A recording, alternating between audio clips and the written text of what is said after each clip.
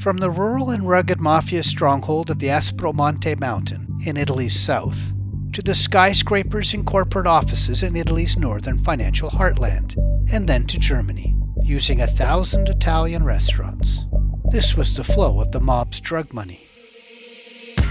And flow it did for years like a well-oiled machine, until it was all undone this week by a rat, or, in more polite terms, an informant, a collaborator of justice, in Italian, a pentito. In fact, it is by the youngest collaborator in the history of the Ndrangheta.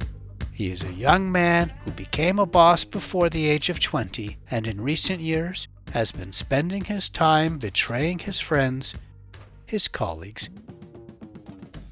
and his family. The mob reporter here with news of Operation Platinum, a probe giving us more insight into the global spread of the Ndrangheta and how it pollutes the economy with its dirty money, but also the story of the young informant behind it, a man who said switching sides was forcing him to become an orphan. My mother, he said, will no longer want me as her child. Now that's harsh. Let me tell you about it. A prosecutor in Germany said this week it was a bad day for the dark side of power. He was referring to the mobsters in Italy, Germany, Spain, and Romania who were all hit at dawn with arrests, raids, searches, and seizures on May 5, 2021. 31 people were arrested and another 65 suspects identified. They had their homes and businesses searched during a large-scale operation. Authorities say they seized 400 kilos of coke, millions of euros, as well as weapons, real estate, luxury vehicles, and jewelry, and also numerous bank accounts were frozen. One thing they were particularly grabbing wherever they went was paperwork, the kind of documentation that reveals how money flows between corporations and between bank accounts, as drug money moves from business to business and in and out of banks before popping out, seemingly as clean and legitimate income for mobsters to enjoy. It's another example of the big two operational tactics of the mafia on the world stage: drug trafficking and money laundering. They go together like drinking and peeing. If you're doing one, eventually you'll have to do the other. This is why when 1,000 cops launched dawn raids in several countries against clans of the Ndrangheta, alongside the heavily armed SWAT teams, there was an army of tax specialists, revenue agents, and financial investigators. Or, as one street cop called them, the Calculator Squad. The probe traced shady business deals of two prominent allied families of the Ndrangheta, the Agresta and the Marando families, both originally based in Plati, a town on the slope of the Aspromonte mountain. Here the mafia is as much a dominating feature of the town as the mountain itself. The Agresta clan goes a long way back in the underworld history here, at least to the 1920s. The current boss of the clan is Antonio Agresta, seen here. The clan's biggest claim to fame within the Ndrangheta, and it is a significant one, is being at the forefront of looking north as an economic outpost, back in the 1970s.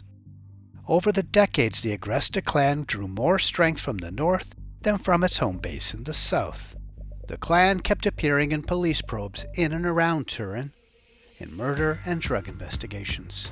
One of them, in 2008, led to the arrest of Domenico Agresta, then just 20 years old. Despite his youth, Domenico had lived every moment of his life immersed in the Ndrangheta's outlaw culture. His grandfather, his father, his uncles, his brother-in-law, his cousins were all involved. His mother's brother was known as the Pablo Escobar of Italy. The clan's boss, Antonio Agresta, is his uncle. He grew up, he said, breathing in the mafia's teaching and its values, living a life, he said, between violence and a thirst for money. But he wasn't a skilled mobster. Ever since he was a child, people called him Little McDonald's because of his husky build. Domenico was arrested for murder after he executed a man who owed the family money, then went nightclubbing nearby with his pals, drinking champagne. Eventually caught and convicted for that, Domenico was sentenced to 30 years in prison. He held his tongue and was rewarded for it. In prison, he was promoted within the 'Ndrangheta to its highest ranks. Because of his rank and family ties, mobsters in prison and family who visited kept him in the loop with what was going on outside. Also in prison, however, Domenico returned to his schooling. He had abandoned classes at a young age to pursue his criminal career. But as he read and studied and discussed with teachers, he said the education changed him, prompting him to reevaluate his life in a new light. 8 years after his conviction, in 2016, at the age of 28, he asked to speak with prosecutors. He told them he wished to be a collaborator of justice. Whatever his failures as a mobster, as an informant, he was amazing. He detailed the rules and protocols of the 'Ndrangheta and coughed up the names, the who, the what, the where, the when, and the why of his mob clan, and also the how. His decision to turn was a stark one. He said it makes him a de facto orphan, disowned, disavowed, and divorced from his family. Quote, "I know that my mother will not share my choice, and will no longer want me as her child." And then he added, "If the rules of the 'Ndrangheta are broken, there is no affection that matters. I am aware that I will do this alone." Unquote. It's a remarkable choice. Wiretaps caught Domenico's father ranting to Domenico's sister about how Domenico had ruined the family, plotting how to change his mind, or if he can't, he would kill him, according to court records. Domenico's evidence has already triggered major cases against his former clan, including Operation Palino in 2018 and a maxi probe in 2019 called Operation Cerebus. In that probe, direct links were shown between the Agresta clan in Turin and narcos in Spain and Brazil. Just this March, 46 of the 62 of those charged in that probe were sentenced. Among them was the clan's boss, his own uncle, Antonio Agresta, who was sentenced to 10 years in prison. Damage to the clan in that probe could have been far greater had a lawyer not tipped them off there was a wiretap microphone in their home. It seems prosecutors were waiting for that process to end before launching the next wave. This week's probe further exposes how the clans of the rural south have infiltrated the commercial and professional classes in two of Italy's leading business centers in the north, the region of Piedmont, which borders France and Switzerland with the city of Turin as its heart, and in Lombardy, Italy's most populous and richest region, home to the economic powerhouse of Milan. In Germany, the investigation was focused on the cities of Constance, a university town in the south, and Ulm, which is, incidentally, where Albert Einstein was born. This is in the region of Baden-Württemberg, which borders France.